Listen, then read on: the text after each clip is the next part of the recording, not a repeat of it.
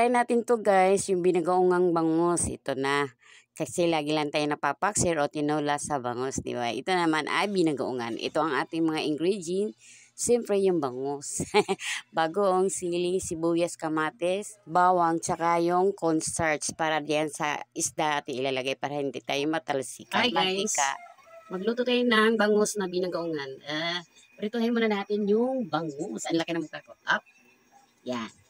Prituhin muna natin ang bangus. Lagyan natin ng cornstarch. Para hindi magtalasik-talasik. Ito pala yung bangus guys. Lagyan natin ng cornstarch kasi wala na siyang tawag to sa Bisaya Tagalog. Ay, kaliskis. Tinanggalan na siya ng kaliskis. Ito na yung isda guys. Nilagyan ko na ng cornstarch. Para hindi masakit pag hindi siya masyadong tumatalasik pag may cornstarch. Maganda kasi pag cornstarch ilagay natin, hindi siya madaling masunog kaysa harina. Kaya mag-prito na.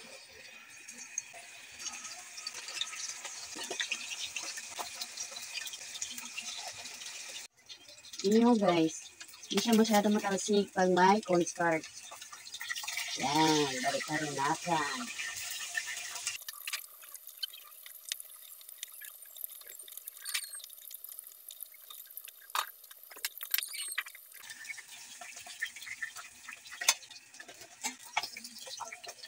Ito na lahat ng ating isda. Piraso itong bangus eh. Tingin tayo ng eggplant.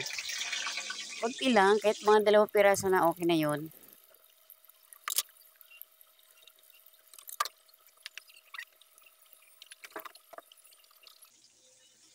Prito din ang halo natin. Gulay tayo ng eggplant. Masarap kasi pag may eggplant, diba? Pag binagoongan. Palitan muna natin na ating kulay. Ganun pa rin ang ating gamitin na mantika. Kit kasi yun. Hindi kasya. Bawang.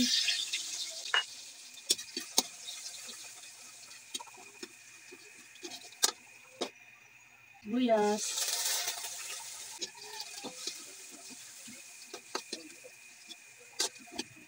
Kamatis.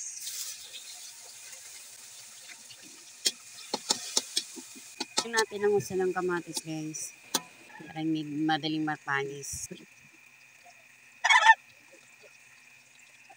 Natin ang gusto ng kamatis guys.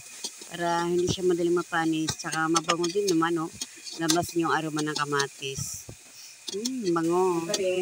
Pings ba kasi madudurog na siya pag ano.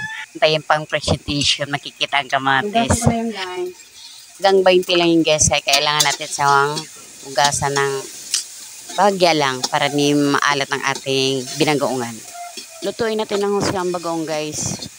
Kasi parang mabango siya tsaka hindi madaling mapanis kay. Basta mabango siya pag naluto yung husto ng bagoong. Para matanggal yung lansa ng bagoong. Maglagay tayo ng suka konti. Sukal. Tubig. Seasoning. Sili hindi ko na biakin. Paminta. Lagay ko na yung nilagay ko natin bangus.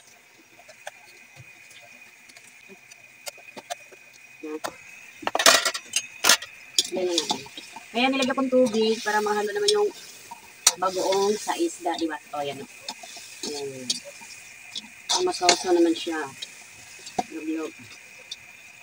Oh, sarap na. Wow. Binagoongang bangus. Alam nyo guys, masarap sana ito kung ano, yung boneless na bangus. Papatuyin natin, patiningin natin guys, para kumapit talaga yung bagoong doon sa isda. Yung isda nito, hindi ko na nilagyan ng asin. Cornstarch lang para hindi siya mag-alat kasi bagoong ang aking nilagay. Kailangan talaga natin yung isda, prituhin natin para pag nahalo natin sa bagoong, hindi siya nadurog, di ba? O, tinan nyo guys, nahalo-halo ko. Hindi siya nadurog kasi prito natin. Bagoongang isda. So, ilagay natin ito.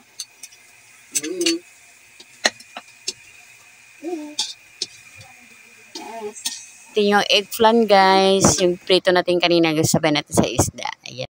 Diba? Prito na. Ay, sarap. Parang na, sarap na.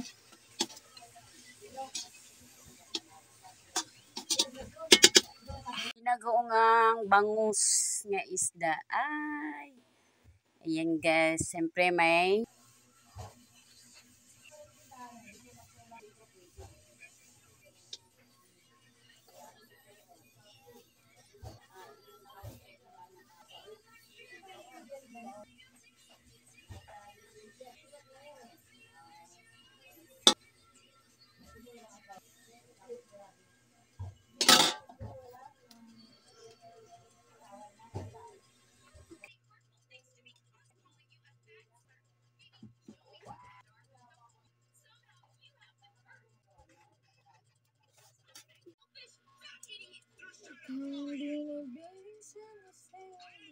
Hi guys, ito na ang ating binagaungang bangus nga isda. Ay, try nyo guys, masarap.